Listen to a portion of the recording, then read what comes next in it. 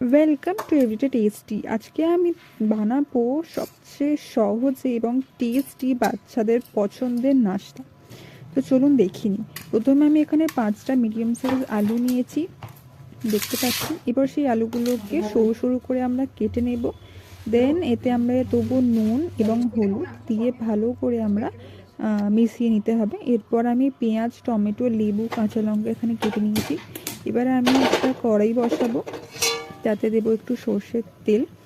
তেলটা যতক্ষণ গরম হচ্ছে আমরা জোগাড় করে নিয়েছি। আমরা এবার দেবো জিরে, তার সাথে দেবো কাঁচা লঙ্কা। আপনি কাঁচা লঙ্কা অ্যাভয়েড করতে পারেন যদি বাচ্চারা খায়। তো তারপর আমি এখানে দেবো পেঁয়াজটা হালকা 3 মিনিট নেড়ে চেড়ে একটু হালকা করে ভেজে নেব। এরপর আমরা তাতে দিয়ে দেব সেই কাটা আলুগুলো। এরপর আমরা ভালো করে সেটা নেড়ে চেড়ে ভাজতে রেখে দেবো। তারপর ভাজতে ভাজতে কিছুক্ষণ পরে আমরা 5 মিনিট পরে টমেটো দিয়ে দেবো, তাতে টমেটোটা ভালো করে গলে যায় ভাজতে ভাজতে। এরপর আমরা এখানে দিচ্ছি